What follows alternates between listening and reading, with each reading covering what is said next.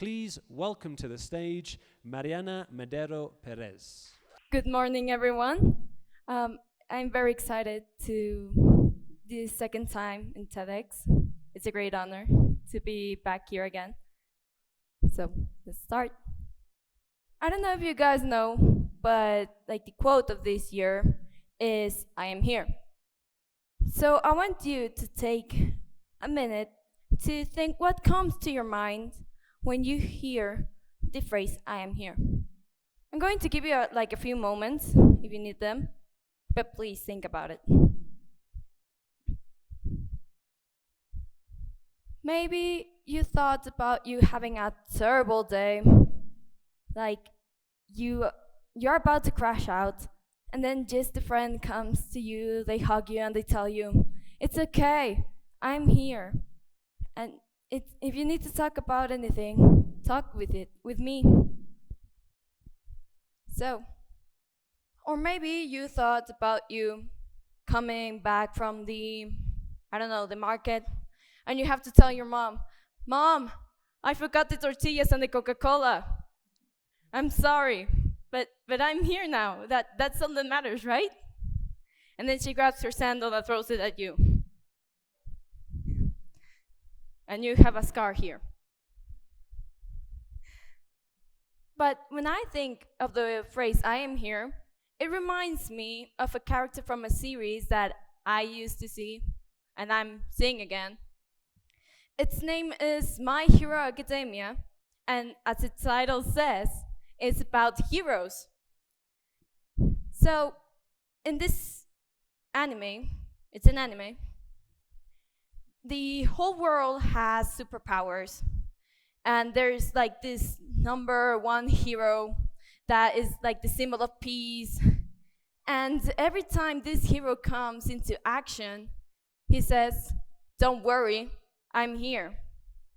So it's like very important because it shares to the people that they're going to be fine, that they're going to live, because that's what people think when they saw this hero and when they hear them.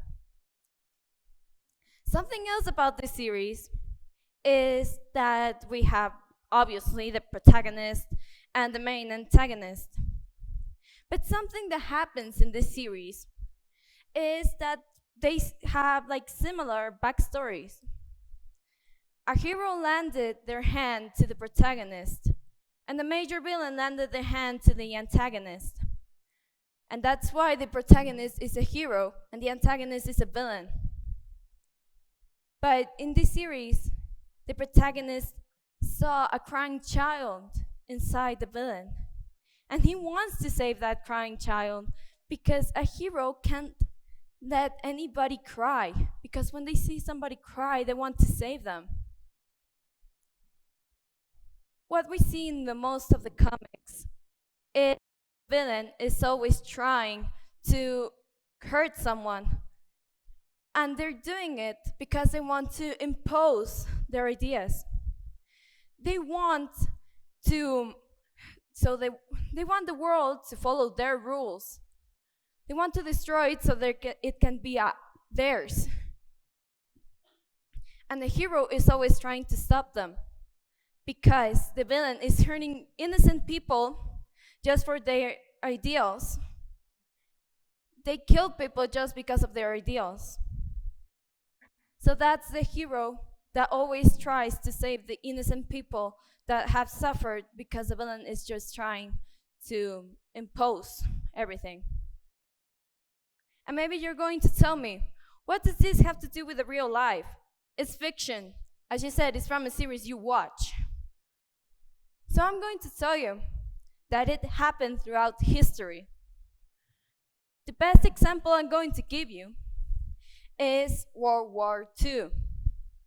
In this war, something that happened is that a group of people called Nazi tried to kill and hurt a lot of people, Jewish people to be specifically. These people had to run away from their homes, had to hide just to live their lives. And that's something that is against human violence. I read the book of Anna Frank's diary a few months ago. It's really hard, that book, because you know that kid, that teen, she's dead. You know that she's dead, and you're reading her ideas. It makes you feel like pressure in the heart, or at least that's what I felt. In the diary, Anna Frank write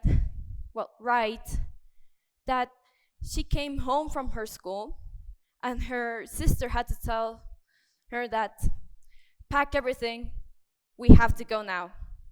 Just to live, just to breathe.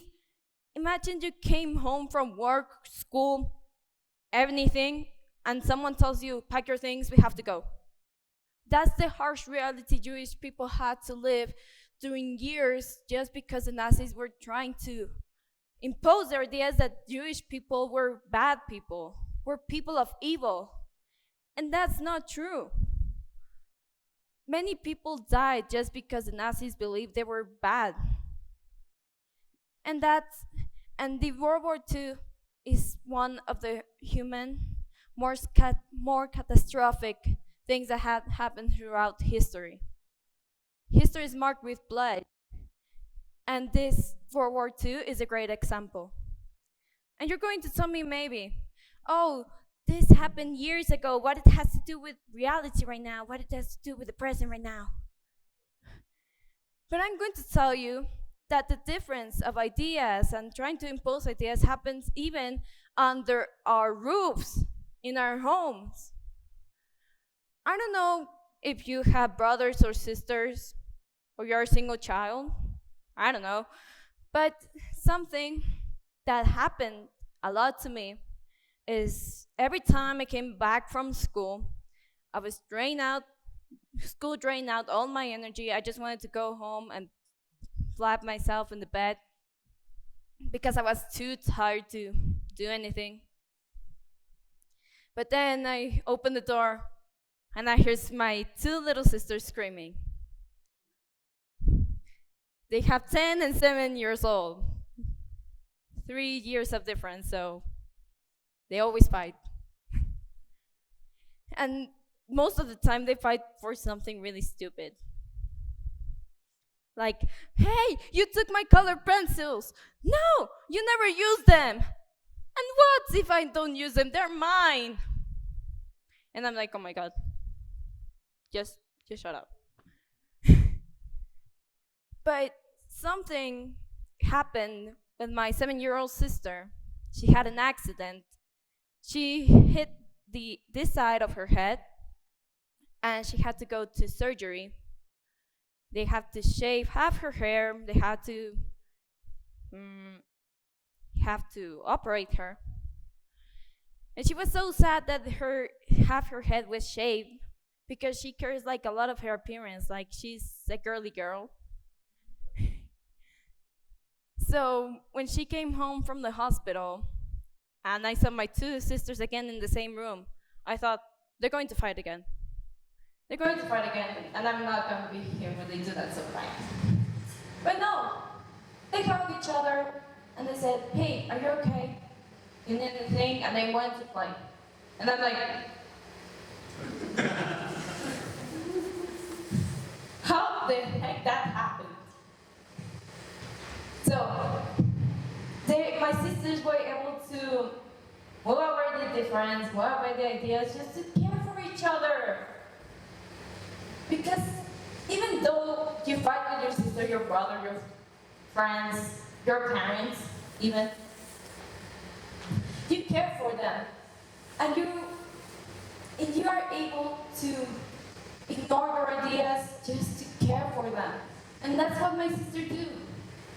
In that time, they still continue fighting, but not very much. And you're going to tell me, that happens in your house.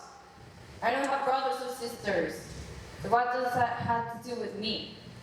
And I'm going to tell you, that happens even in the internet.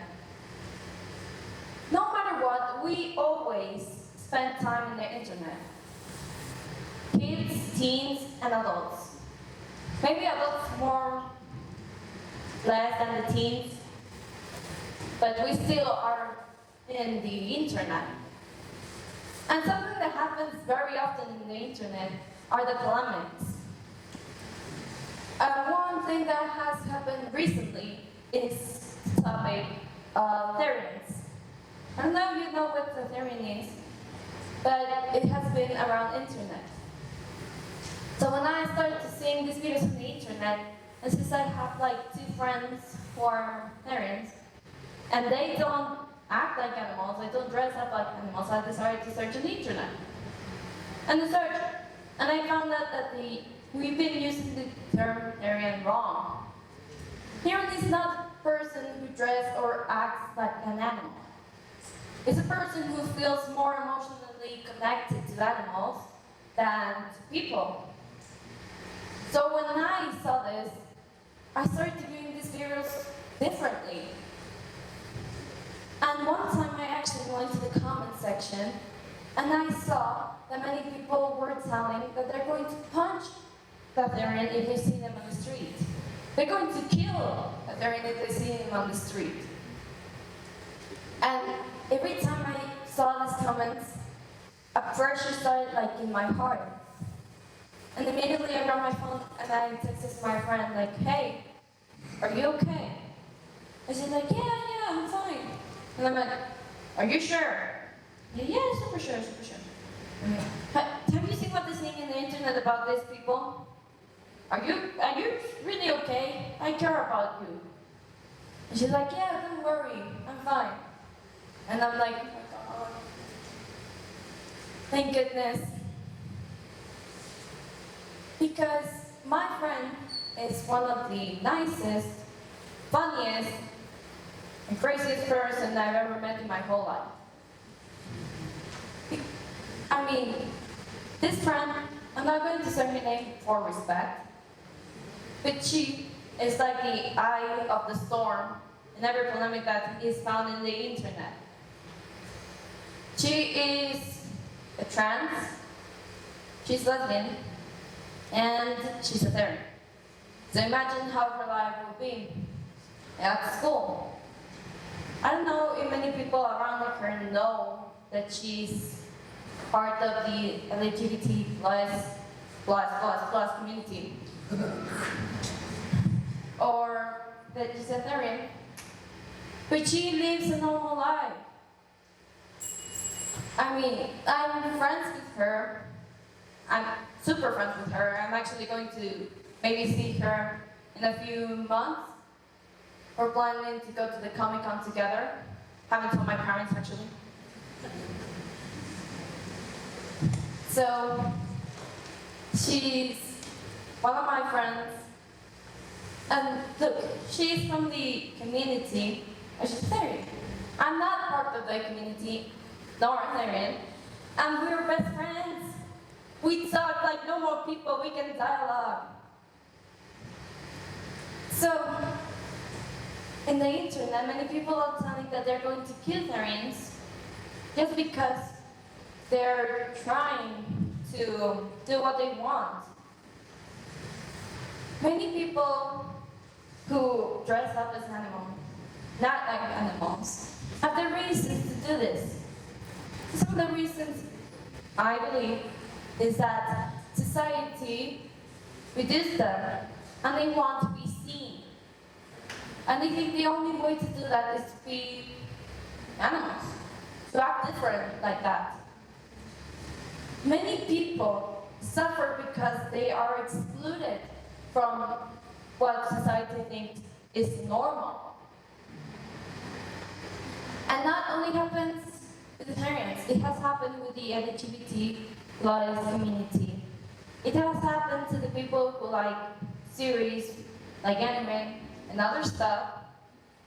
And it has happened also to people who think different from society. And that's something that we really have to change. Many people say, I'm going to kill, I'm going to punch.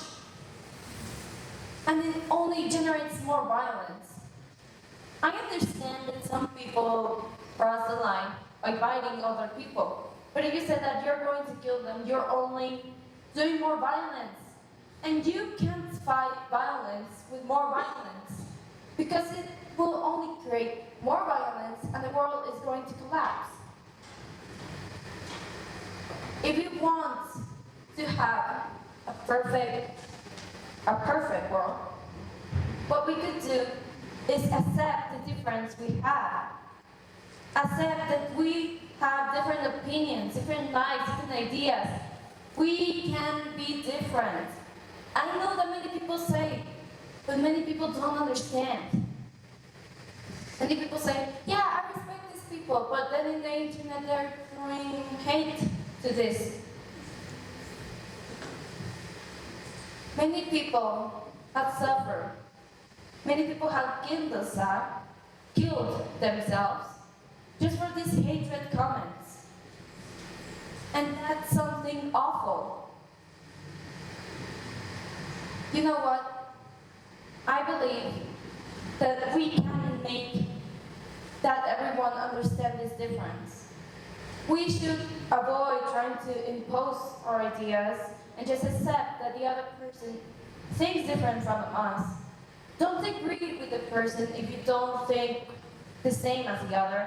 Just let them be. You have your own ideas, this person has his own ideas, let it be. Like me and my friend.